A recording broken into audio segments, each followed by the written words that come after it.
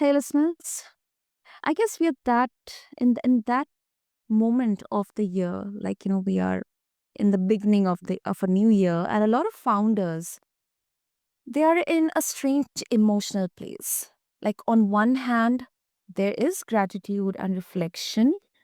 On the other, exhaustion, pressure, and that quiet question we do not always say out loud.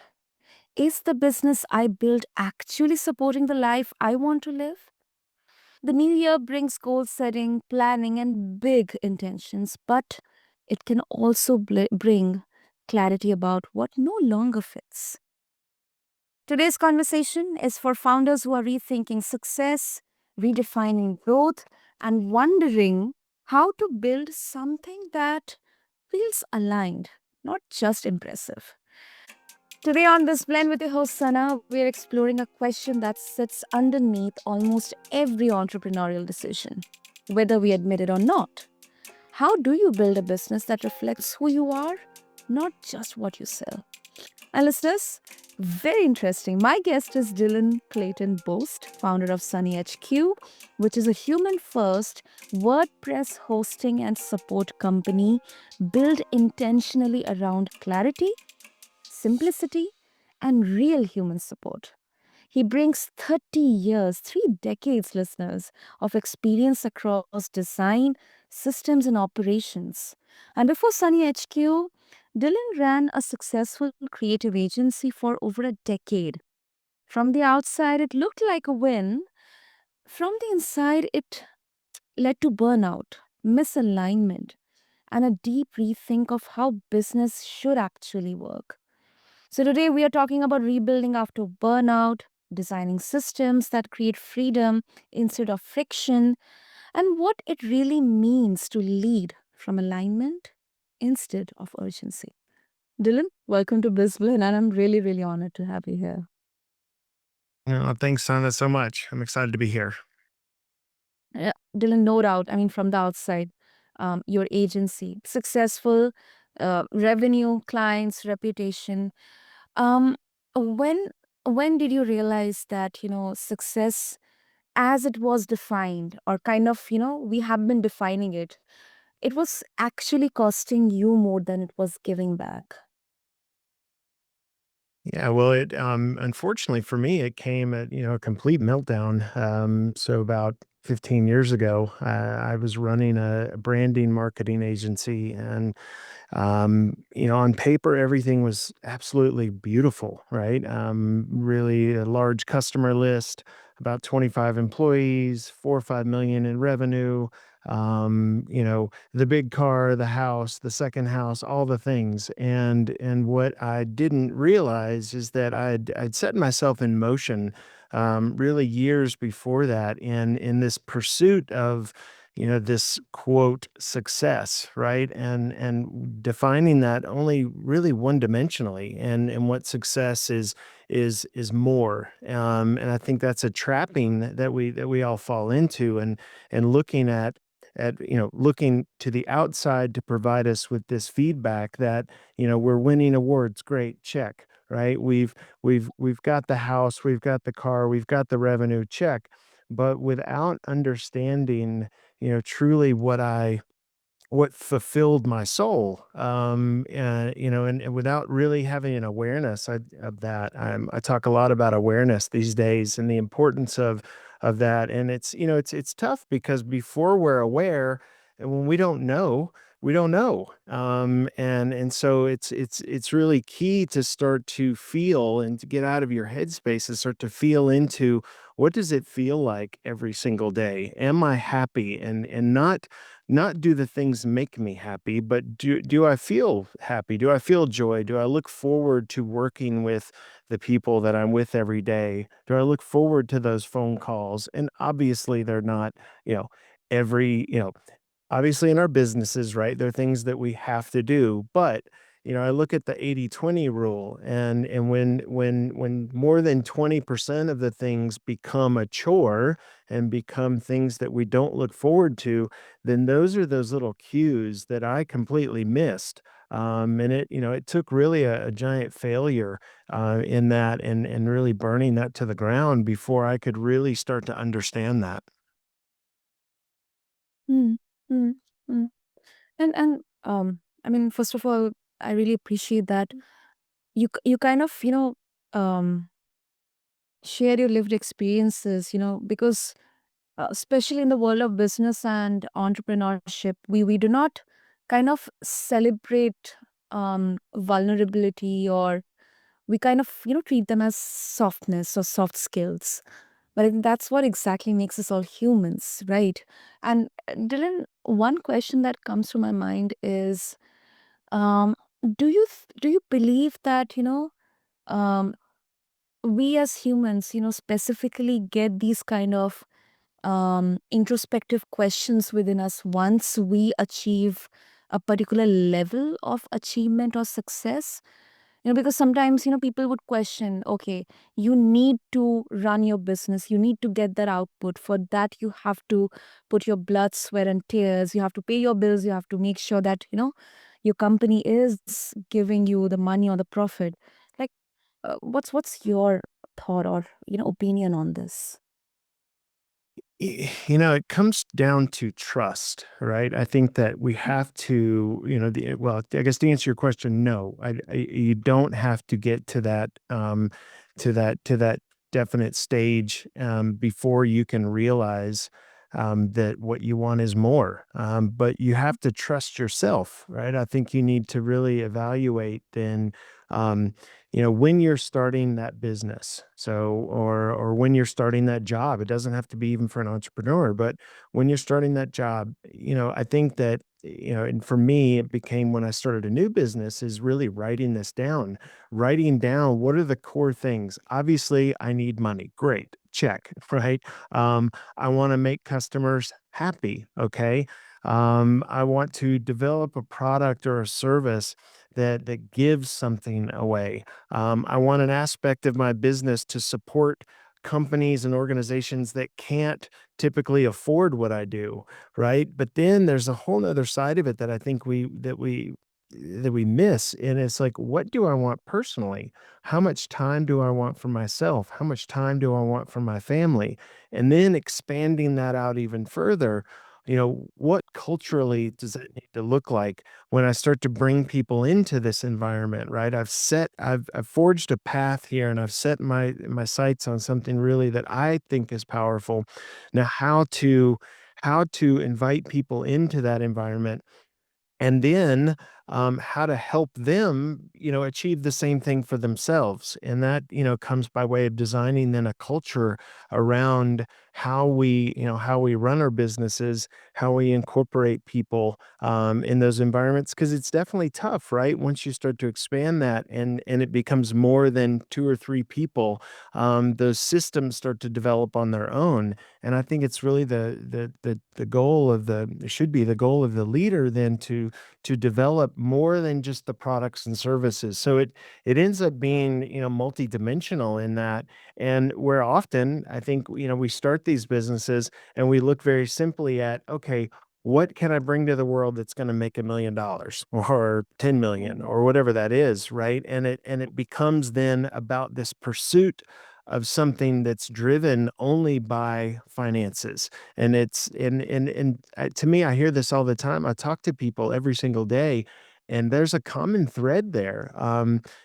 For people that are in these environments running successful businesses, and yet their personal lives, have suffered hugely because of that. Mm, yeah, yeah. There are multiple examples. Um, thank you for answering that question. Really loved your perspective on that, Dylan. And let's talk about energy. A lot of founders normalize depletion as part of the deal, and I think that really um, gets extracted a very uncomfortable question. Do you think that we sometimes hide behind the word hustle when what we are really avoiding is redesigning our business honestly. Oh, 100%. I think we, especially in the US, right? We encourage this. How many times have you heard this, you've got to work hard, and you said it in the beginning. We've got to blood, sweat, and tears and all this effort where I actually believe if we build, from the beginning with the correct alignment, then the words are easy and effortless, right? I mean, we should be able to flow for the most of the part through our business because if we're in alignment with it, then it's not that we don't have to put in time. It's obvious. But this idea of working hard to me is I would rather, for instance, I would rather the people that work for me work smart. I would rather design a system where the employees, even though they're 40 hours a week, that they only, if you were to really measure the effort that they put in, that it was 20 hours, because it's that extra time that they have that one gives them fulfillment, usually helps them to innovate, right? And then we're not chasing, right? We're not simply chasing. Oh, I've got this long list of things that need to be accomplished. Well, if I'm just looking at the list and accomplishing those things, then most likely I'm not doing them the best that I possibly can, because it simply is I fall into this trap even now, right? In fact, today I was looking at what I have to do, and I started to rush through what I was working on because I was thinking about the next thing. And Mm. instead of taking a breath and relaxing a minute, and without that time, if we don't allow ourselves that those buffer areas, then I don't believe that we can really approach things with our full self. Exactly, exactly. I 100% agree on that with you, Dylan. Uh, okay, let's also talk about, like, what systems did you put in place at Sunny HQ um to protect, clarity when pressure shows up? Like, is there any framework or like leadership principles or values? Like, how exactly it all comes up? Yeah, so I mean, there's a lot of different things. I mean, at its core, I read this book years ago, by Don Miguel Ruiz. It's called The Four Agreements, and honestly, this book has impacted my life hugely. So the Four Agreements are very simple: be impeccable with your word, don't take anything personally, don't make assumptions, and always do your best. And those principles impacted me so much that we've written those into our policies. We've written those into our culture. And we discuss that openly with new hires and even on a regular basis, because I believe that those principles lead to, it's really great, like you said, to have a framework, to have something that's not complicated. And for me, it comes down to those four things in really any business. So what does that look like, right? Well, if I start out planning to always do my best, well, that's a big one, right? I mean, if because if I really evaluate everything that I'm doing, whether it's an email, I'm getting back to a client, but I'm tired, well, maybe take a minute, right? Don't respond right away. Give yourself some time. But then if I'm always impeccable with my word, well, heck, I mean, that means that if I say I'm going to do something, I do it. Doesn't matter how difficult it is. It doesn't matter if I don't know how to do it. The reality is, what we teach with our staff is, right, we may not know the answer to every question, but Mhm. we're going to find it out. And I learned this. I was a Walt Disney Imagineer for a time, and I learned this from Disney. The Disney cast members, they will never say no. It doesn't mean that they know everything. It just means that they're going to find out really quickly what the answer is, and they're going to draw on the expertise that's around them. And then if you fold in the other two, right? Don't take anything personally and don't make assumptions. Think about the time, think about that, what that would save, in every single day. So that means when I'm reading that email, let's say I'm going through a tough situation with a customer, Well, if I don't take personally what they're saying, I realize, whatever they're going through, they may project, anger, for instance, about a situation. But if I don't take that personally, then I can respond to the situation in a really beautiful and compassionate way. I can really make sure that we're going to solve that thing without letting any of my baggage kind of take a lead role.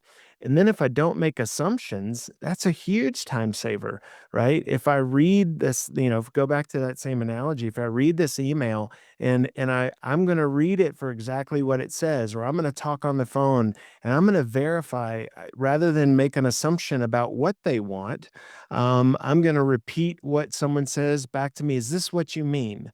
Is this your goal? Is this what was wrong? And verifying those things, because if you think about, I look at this all the time, and like the amount of time that we can save is exponential if we simply don't make assumptions. If I don't assume that you need X, right, and in reality you're looking for Y, well, I can run around in circles, and then that leads to frustration on both parts, and a lot of time wasted. So that's really a core principle. I think that we take and put in action every single day. Of course, of course. And also, Dylan, SunnyHQ is intentionally service first, human first in a tech space that is increasingly automated. No bots, real people, real support. And I think this holds a lot of relevance, especially in today's world of increasingly relying on AI. From a business standpoint, it sounds expensive. So why did you choose that model anyway? It's funny, it's actually not expensive, and I argue it's extremely profitable. In reality, you're right, it's especially, topical today with AI, with AGI coming on. The reality is, right, um, there's a good and bad side to that, but it's no different than I look at the last, 30 years in tech. We have a lot of tools, and we use AI in our own business, and we use a lot of automation. But our team uses that to support, the human side of it, not to replace it. The example I like to use is, I know everyone can relate to this. How frustrated are we with call trees, right? We call a company and we don't talk to a human, and we get in, and I mean, I do this on a regular basis, and I still I laugh when I do it, right? I have an Mm. issue and I call a company, and it takes maybe 10 minutes to speak to a human, and I'll even go through the call tree, and not one of the prompts will help me, right? I'll go through that process and say, well, let's just see if this will work. And in reality, it shocks me because it's almost it's not impossible, but it seems, so far-fetched that we're going to program this system to account for every situation. And obviously, automation can help certain things if someone's looking for an address or some simple answer, but for the most part, I look at, websites and online delivery of information means that we've really taken, for the most part, a lot of, the heavy load off of that. So when people pick up the phone to call, they really want to talk to a human.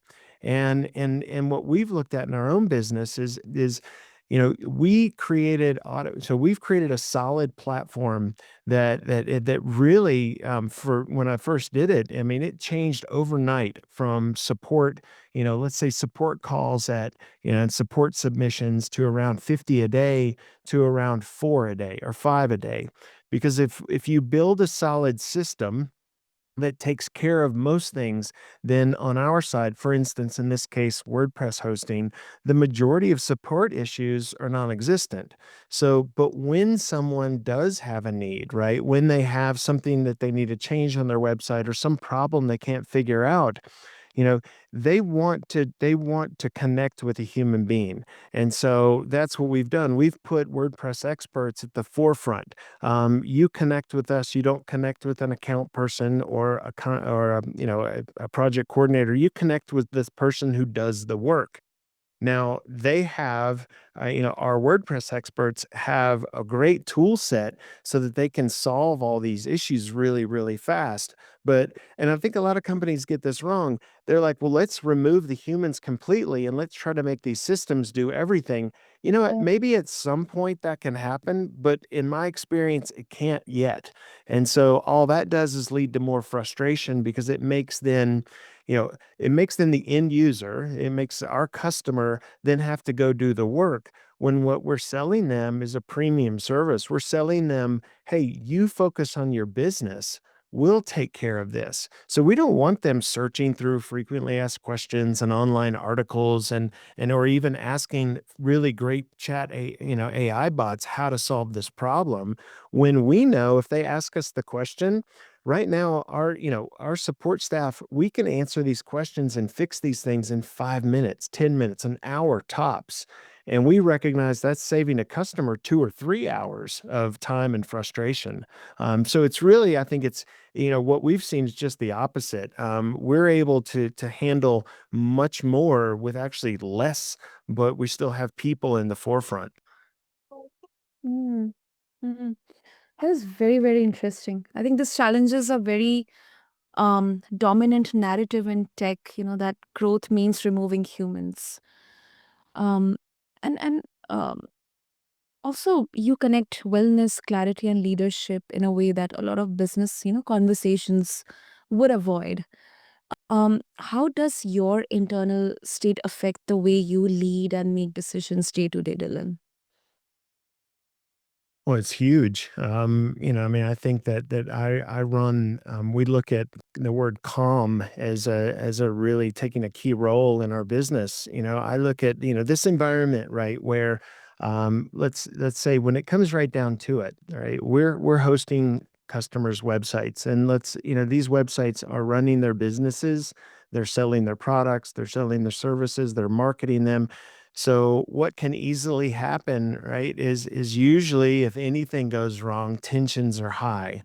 All right. I'm not selling product. I'm not making money. And so by not just me maintaining a very calm demeanor, but in really teaching that to our staff, it's like, look, first take a deep breath. When that request comes in, we want to manage it quickly, but we don't want to manage it quickly over managing it correctly. And we don't want to get, so ahead of ourselves because too in our business, and I think this happens in a lot of businesses, if we jump directly in very quickly, 9 times out of 10, we might take the wrong path because, again, I'm gonna use some of our 4 agreements. We're assuming we know exactly what's going on, when Mhm. most of the time, in my experience, if we take 1 step back or 2 steps back and start to evaluate things outside even the question, then we can start to really diagnose what the issue is. And so and then leading with this calm, aspect, right? So when we handle emails, we take, or even on the phone, we take very, a lot of care in responding in a way that's compassionate to the situation. And I think that's very different in the marketplace. At least it is for me. Before in the 'cause inception of Sunny HQ, before I was you know, before I was the support person, before I was even the branding marketing person, in my previous company, I was that company looking for a service like mine. And what I remember, and I've still seen this today, is that when I ask these questions, I enter into this environment that's extremely technical. And I mean, if you think about it, right? All of the businesses that we host, they're not website hosting companies. They're not, even when they're technology companies, their core Mhm. is to do something else. They're using so let's say we're hosting a company for Studio 41 that sells building materials and things, right? Yes, the Mhm. website is a core piece of their business, but their business is selling these products. So they don't know what we do. So they speak business, right? And when they're presented with highly technical answers, it gets really, really frustrating. And so we recognize that as a gap in the marketplace really quickly. And so when we talk to our customers, we talk to them just in their language. It's our job to understand what their problem is. They may just say, this page is broken, or I need this. It's our job not to push back and say, we need you to tell us exactly what you want. It's our job as critical thinkers, right? As smart people to really figure out what it is that needs to happen from that request. And so it really is an aspect of being calm. Um, you know, to your point, I mean, it's like it's led by and moments of relaxation instead of heavy go go go go go and hustle. Yep. Yeah. Yeah. Yeah. I really love that take. Really love that take, Dylan. Ah, super,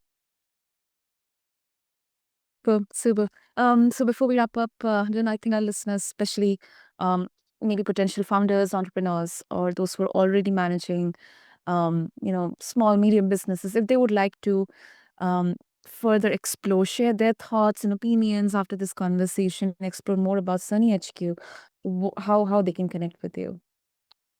Yeah, they can just go to our website, sunnyhq.io, and go to sunnyhq.io/podcast. And we've got a free download. It's a really great, just a short PDF that will ask you some questions about your website and give you some hints on how you can, really make it better and optimize it. And of course, along with that, if you've got any questions, you can find me and you can find our staff there. We're happy to help. Super, super. Listeners, I'll make sure that I have all the links mentioned in the show notes. So just refer to them along with this episode on your favorite podcast platform. And, listeners, Dylan's story, it reminds us that building intentionally is not about doing less. It is about doing what actually matters with systems that support life, not consume it. So, if you're listening and questioning whether your business reflects who you are today, not who you were when you started, that discomfort, I believe it's an invitation. It's not a failure, listeners. And Dylan, thank you so much. Such a brilliant blend of honesty, clarity, and depth you brought here. Thank you. Thanks, Anna, so much. And to all the listeners, thank you for tuning into this episode of the BizBlend podcast. If you feel that you have found value through this conversation, do show your love by subscribing to us. Follow us for more such brilliant conversations with incredible guests like Dylan. And yeah, keep tuning to BizBlend. And this is your host, Sana, signing off. Thank you.